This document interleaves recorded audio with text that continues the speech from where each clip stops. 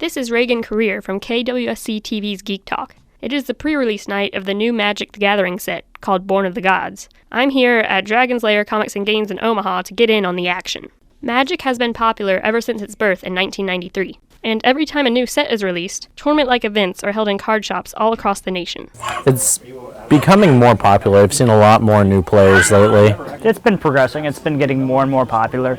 Like ESPN has been tossing up the idea of actually broadcasting Magic like it used to back in the day. So how do you feel about the Greek mythology theme that they have going on right now?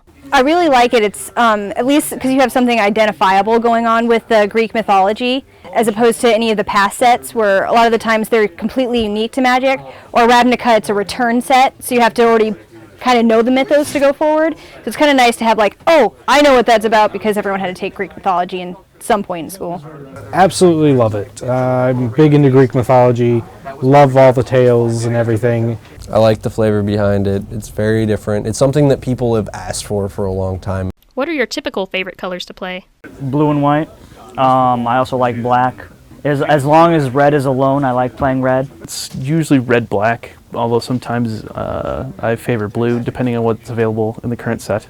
Green, blue. I love green especially though.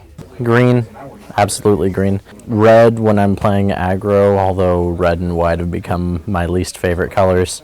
Black and blue are fun because I get to make people mad. I've played every color of Magic. In Standard, I have a lot of fun with a mono green deck. In Legacy, I always play blue because I need to have answers for everything that everyone else does. How do you think the new set will affect the game as a whole? Untap step is kind of a thing now, so hopefully we'll get to see a lot of tapping creatures and untapping creatures effects. Mill decks can be particularly aggressive against your opponent, and there's a lot of mill activation in this one. Right now, the gods and planeswalkers out of the last set were the ones that were originally the expensive cards, and then you'll find the big creature that everybody's after, which this set, there's a lot of options. I think the new White Cat legendary dude that guy is the best. He's by far going to be the most expensive card out of the pre-release weekend, as well as the first couple weeks. It's really strong. I think he'll actually keep price for a long time. Can you explain for maybe some of the people who don't know what it is, why do you like playing Magic? I like playing Magic because it's a social way to hang out with my friends without having to like go out and spend money on like going to movies or dinner or something like that. Like you kind of do an initial investment and then you're really good for like another 3 months. So it's a really good way to spend time with your friends without having to spend a ton of money. It's a good way to meet new people.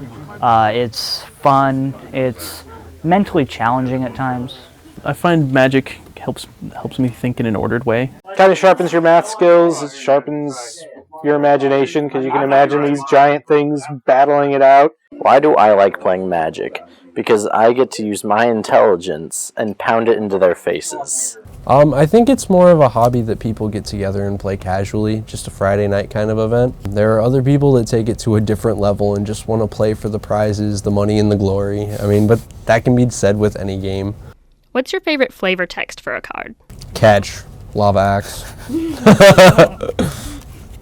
It involves scooping out someone's brains and putting them back in. I mean, who doesn't enjoy a good brain scooping?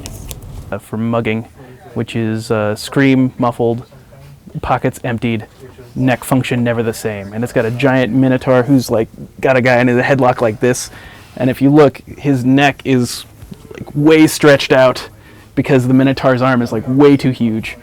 So neck function never the same because he's just taken 2 damage from the strangling. Goblin Guard. He figured out which end was the pointy one, so we promoted him. There is one with a ox that shows up in every core deck that talks about how stubborn it is, and it's in every core deck, despite the fact that it's actually not a very good card, and it's kind of a joke with Magic that they print it in every core deck even though it's a bad card. And it always talks about how stubborn it is. But the Ashnod's coupon card is my favorite card. I can't remember what the exact flavor text is, but it's always fun to read. It says, pay X mana, target creature is now a coward. And it also has the ability to pay X mana, target creature is a warrior. And its rules text says cowards cannot block warriors. So, do you have any recommendations for anyone who's interested in getting into Magic? If you're a new player, I recommend getting someone that's close to your skill level. The only reason me and Donnie became the best of our group was because we initially made decks. Donnie would beat me. I would proceed to make my deck better, beat him, until we were just going to competitions and hitting first, second. It is a awesome hobby to get into if you ever want to do something with people you haven't met, or generally the communities are always very nice and welcoming to new players, and then they kill you horribly as soon as you become halfway adequate at the game. So that about wraps up my coverage of Born of the Gods pre-release here at Dragon's Lair in Omaha. I'm Regan Carriere for KWSC-TV, and in case anyone was curious, my favorite flavor text is for Enormous Bailiff. Its diet consists of fruits, plants, small woodland animals, large woodland animals, woodlands, fruit groves, fruit farmers, and small cities. Now let's get back to your regularly scheduled Geek Talk.